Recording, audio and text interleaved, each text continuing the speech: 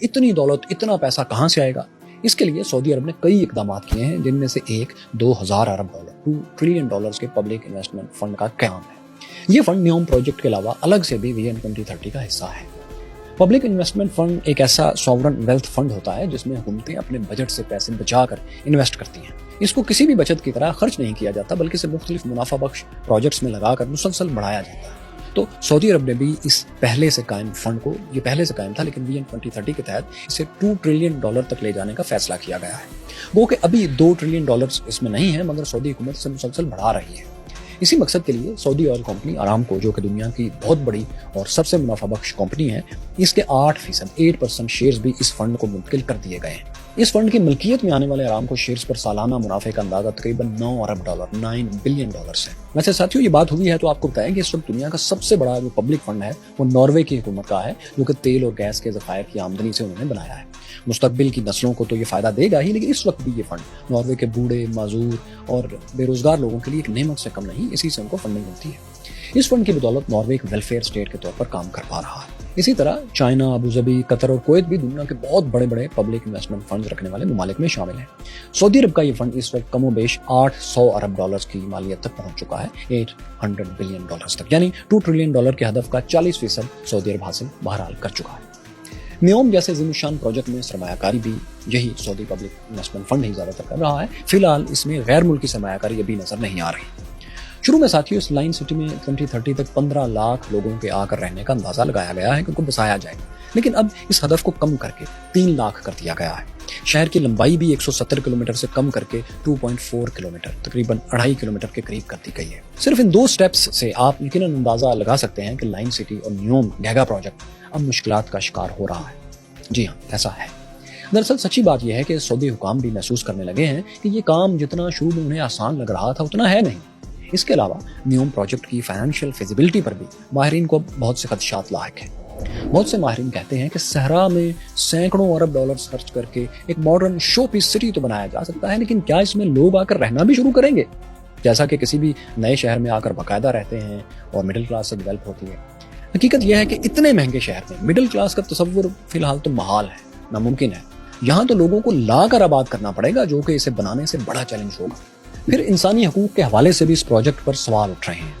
وہ اس لیے کہ سعودی سیکورٹی اہلکار اس وسیع و ریز علاقے سے ان قدیم قبائلی آبادیوں کو زبردستی نکال رہے ہیں، جو نہ جانے کتنے زمانوں سے، نسلوں سے یہیں رہتے چلے آ رہے ہیں۔ کہا جا رہا ہے کہ انہیں معاوضہ بھی کئی موقعوں پر پورا نہیں دیا گیا۔ BBC کی یہ خبر کو اگر درست مانیں تو یہ علاقہ آبائی لوگوں سے خالی کروانے کے لیے سیکورٹی اہلکاروں کو انہیں مار دینے تک کی اجازت دی گئی تھی۔ اس چیلنج کے علاوہ ویژن 2030 کا اوورآل سب سے بڑا چیلنج سعودی عرب کا قدامت پسند مذہبی طبقہ ہے، جو امام الشیخ محمد بن عبد الوہاب کا پیروکار ہے، جنہیں عرف عام میں ہم وہابی کہتے ہیں۔ جب 1927 سے 1927 سے 32 کے درمیان عرب کا یہ بہت بڑا حصہ آل سعود کے ہاتھ آ رہا تھا اور وہ اسے اپنے خاندانی نام پر سعودی عرب ڈکلیئر کر رہے تھے، تو ان کے ساتھ انہی وہابیوں کی یعنی آل محمد بن عبد الوہاب کی ملٹری فورس تھی، طاقت وہ تھی۔ اس وقت سے اب تک سعودی عرب کے مذہبی امور اور اس طرح کی تمام سرگرمیاں محمد بن عبد الوہاب کی فیملی کے پاس ہیں اور انہیں الشیخ کہا جاتا ہے، اس نام سے پکارا جاتا ہے۔ یہ بہت طاقتور طبقہ ہے اور سعودی حکومت میں برابر کا شریک ہے، تھا اور ہے۔ تمام فیصلے آل سعود اور آل محمد بن عبد الوہاب مل کر کرتے ہیں۔ سعودی جو شورا ہے، شورا کونسل، اس میں بھی دونوں کی تعداد قریب برابر ہے۔ سعودی عرب نے شاہ فیصل کے دور میں اور اس کے بعد شاہ فہد اور شاہ عبداللہ کے دور میں جب کبھی ماڈرن ریفارمز کی کوششیں کی ہیں تو انہی علماء کی طرف سے سب سے زیادہ رکاوٹیں آئی ہیں۔ اب جبکہ سعودی عرب میں خواتین کو جابز مل رہی ہیں، وہ ڈرائیونگ کر رہی ہیں، غیر ملکی خواتین جو ہیں وہ بغیر پردے کے سعودی عرب میں ٹورزم کے لیے، بزنس کے لیے آ رہی ہیں، تو خدشہ ہے کہ یہ مذہبی طبقہ اسے پسند نہیں کرے گا۔ ان کی طرف سے اور ان کے پیروکاروں کی طرف سے سخت رد عمل کسی بھی وقت آ سکتا ہے۔ آل محمد بن عبد الوہاب اگرچہ سیاسی طور پر کمزور ہے، لیکن پھر بھی عوام کے بہت بڑے کنزرویٹو حصے کی تنابیں آج بھی انہی کے ہاتھ میں ہیں۔ خاص طور پر سعودی خواتین کے گھروں سے نکل کر جابز کرنے پر اور کاروبار وغیرہ کرنے کے اس عمل کو تو سعودی وہابی علماء پہلے ہی ریڈ لائن قرار دے چکے ہیں۔ بعض لوگ یہ سمجھتے ہیں، کہتے ہیں کہ اس وقت بھی سعودی عرب کے کنزرویٹو طبقے میں غصہ ہے اور وہ اپنے غصے کا مختلف طریقوں سے اظہار بھی کر رہے ہیں، لیکن چونکہ سعودی بادشاہت میں آزاد میڈیا نہیں ہے، اس لیے اس طرح کے واقعات باقی دنیا کے سامنے نہیں آ رہے ہیں، اس کی خبریں یا ویڈیوز نہیں آ رہی، ورنہ کچھ لوگ کہتے ہیں کہ وہاں ہو تو سب کچھ رہا ہے۔ اس کے بعد ایک اور بہت بڑا چیلنج جو MBS کو اس ویژن میں درپیش ہے وہ یہ ہے کہ ویژن 2030 جمہوری معنوں میں سعودی قومی منصوبہ ہرگز نہیں ہے، کم از کم اپنی ڈیٹیلز کے اعتبار سے تو نہیں۔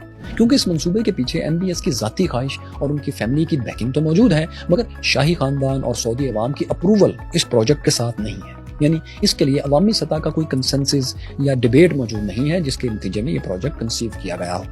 اگر کل کلا خدا نخواستہ کرون پرنس MBS کو کچھ ہو جاتا ہے یا سعودی عرب میں آل سعود کے کسی اور پرنس کی حکومت آ جاتی ہے کسی بھی وجہ سے، تو کیا ویژن 2030 کا نیوم پروجیکٹ اور لائن سٹی پھر بھی تعمیر ہوں گے؟ اس کا جواب ہے کہ 50-50، کچھ نہیں پتا.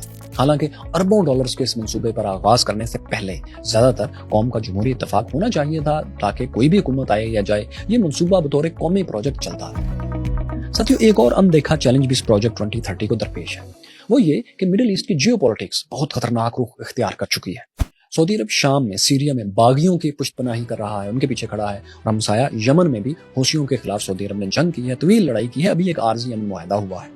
ہمسایہ ملک اردن اور فلسطین پہلے ہی جنگ کی صورتحال میں پھنسے ہوئے ہیں. سعودی عرب نے ایران، قطر اور ترکی سے تعلقات نارمل کر لیے ہیں، لیکن یہ ابھی تک دوستی میں نہیں بدلے.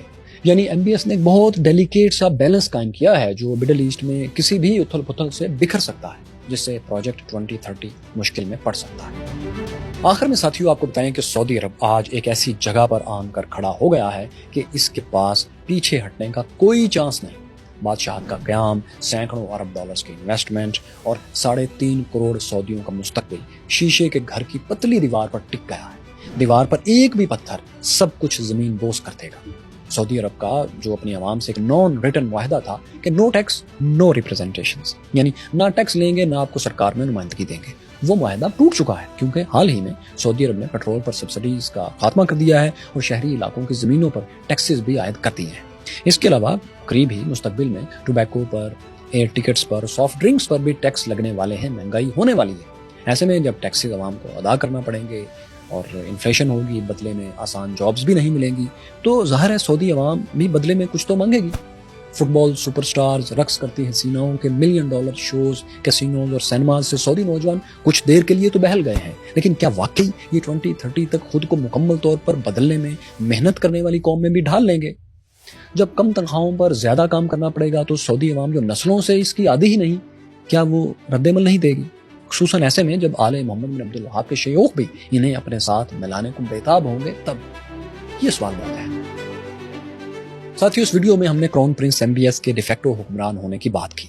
MBS جو کہ دور دور تک سعودی عرب کے بادشاہ بننے کی قطار میں بھی نہیں تھے، وہ نائب ولی عہد بنے، پھر ولی عہد بنے اور پھر حکمران کیسے بن گئے؟